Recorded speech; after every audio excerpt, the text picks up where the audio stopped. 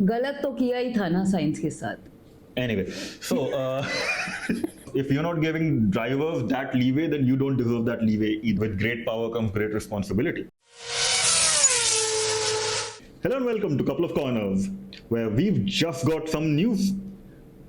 As it turns out, Carlos Sainz's penalty that he got during the Dutch Grand Prix has been overturned by the FIA, which means that the 2 penalty points he was supposed to receive are now invalid, as in like they have been removed. And not only that, but the stewards have now agreed, as we had already said, the two of us, that it was a racing incident. Nothing more, nothing less. So Anisha, your favorite driver is now off the hook, I guess, if you want to put it that. And your thoughts? Well, गलत तो किया ही था ना science के साथ. Whatever happened was wrong, right? So I'm kind of glad that Williams as a team went ahead and has backed him up, went to the stewards, used their right to review, and we have a positive outcome. However, it just feels like as in all this drama could have been avoided had they not gone ahead and made that decision. I won't call it stupid decision, but the decision that they made during the race could have been... It was a silly decision. It seemed like a very spur of the... I remember when we were talking about it in our post-race discussion, which you can watch on the channel. Very subtle nod. But yeah, as we were talking, and I remember we discussed this and we said it seemed like a simple racing incident or incident, if you want to call it that. And yeah, given the 10-second penalty was a little too harsh. Too harsh, yeah. And we were talking about this during the next race as well, where Sainz collided with Behrman at the Italian GP. Yeah. And, maybe it was Sainz also trying to, showcase how silly this whole thing is, because we said it was Sainz's mistake at the Italian GP, but Behrman got the 10-second penalty there as well. So maybe this is also a sign for Haas to maybe reach out to FIA and get that little thing sorted.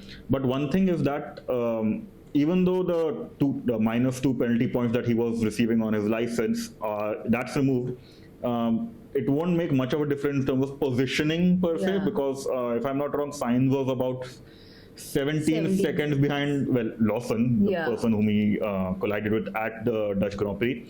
And even if you remove the minus 10, he'll still be behind. But I think it's more than that, right?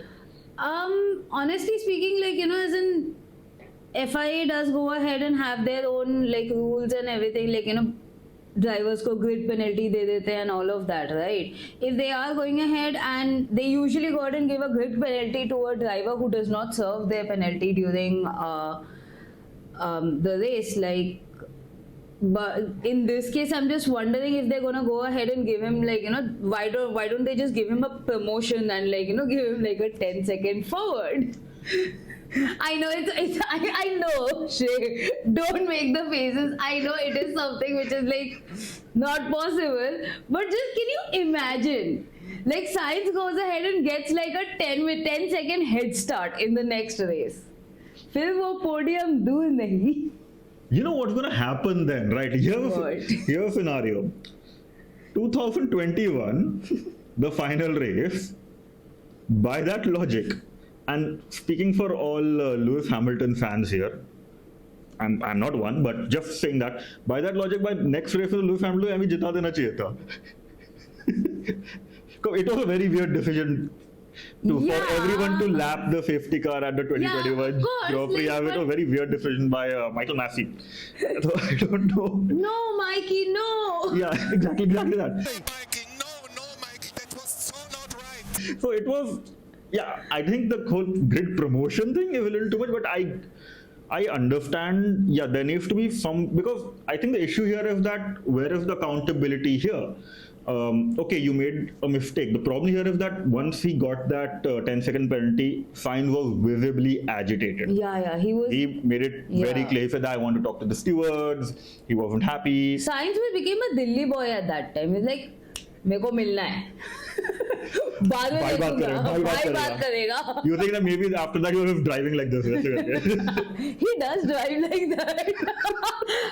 I saw one of these, as in Instagram videos where he was as in trying to reverse and he was was like, Shrey, ये दिल्ली वाले की वो तरह चला रहा knob है। डाल रहा है हमारे वो ना, पीछे एक स्टिकर जाएगा, my dad is an ATM वाला. Anyway, coming back to the stewards there. Yeah, I agree with you. Like, there should be some kind of accountability with the stewards as well. Like, now, I did a little reading up on this because I was obviously curious, like, you know, as in who are these stewards and everything. Seems like these are volunteers. Yeah, even the marshals and all, they're volunteers. Now, so the big question there is, should FIA have like a set of permanent stewards which travel from race to race, right? Apparently, the reasoning behind this is that if they have a permanent set of stewards, there might be bias. Which that seems like a very flimsy excuse if you ask me. They should have independent stewards under the FIA's payroll, and let's be real here, sorry. FIA earns a lot of money. They should have enough money to pay these guys. Okay? And if somebody is coming to volunteer to be a steward at a race, like, there's no accountability there, right? But the fact of matter still remains, that 10-second penalty did affect Sainz's mindset. Yeah. Because let's be real here, racing is a very mentally focused game, right? Yeah. So the moment he got that 10-second penalty, there were tens of things running in his head. He was angry. He might have been driving angry. Yeah. Yada yada yada. You know, it does affect his race, and theoretically, you could argue that it affected his Italian GP race as well with the collision with Behrman. Yeah. From what I know, what happened was Williams. They did the whole race review thing. Williams went in with with 3 sets of footage, if you want to call it that, or sets of arguments per se. One was from Lawson's rear camera. The second was their own 360-degree camera. Yeah. And the third was, I believe, Sainz's own statement. Okay. And what happened there was the 360-degree camera is not available to the stewards because that's not broadcast. Okay. That I think they came in, they downloaded it, and they saw it and saw that it helps with the case, and they showcased it. So the problem there becomes that you can't really blame the steward for not seeing that. But let's be real here. A lot of us, I think, anyone who's watching and anyone watching the race as well would agree that it was a little harsh to give that 10-second penalty over there, because it did seem like a racing incident. Yeah. Regardless of whether it was Lawson's fault or not. No, Lawson is always at fault. We stick with that. We don't like Lawson. Sure, okay, fine. Also, stewards were bald.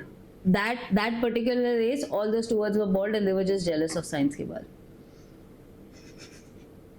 Anyway, so so the thing is that there needs to be a little bit more accountability from all parties involved. Yeah. And if a driver has been unfairly penalized, they need to rectify it somewhere there. Because let's be real, FIA has a habit of fining drivers for the slightest infringement, right? Why can't it work the other way around? Exactly, right? Like, you remember the national anthem wala fine? Which Sainz also got Sainz got because why? He had an upset stomach. Like that is so stupid. Like, why? So that's the thing, right? Like, and then, like, the point is that it comes back to the old Latin saying, right, which is who watches the watchman. Yeah. If you're gonna have very strict fines, then you yourself need to be up to that level to ensure that those fines are fairly awarded. Yeah. If you're gonna give fines for every infringement, then you better make sure that you are infallible too. Let's be real, because if you're not giving drivers that leeway, then you don't deserve that leeway either. It's Agreed, a very simple thing. It's something as simple as school students will agree to this.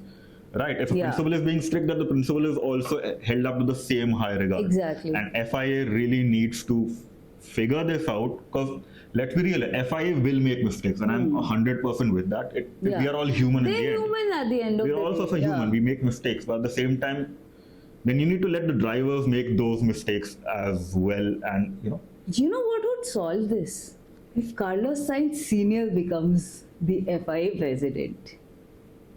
I wouldn't mind. At this point, I would want anyone to be the FIA president except Mohammed Ben Sulayem. Yeah. I used to watch. I kind of liked that guy initially. Really? Yeah, because believe it or not, I've been following Mohammed Ben Sulayem's rally career. Because there's this game called Dirt 2.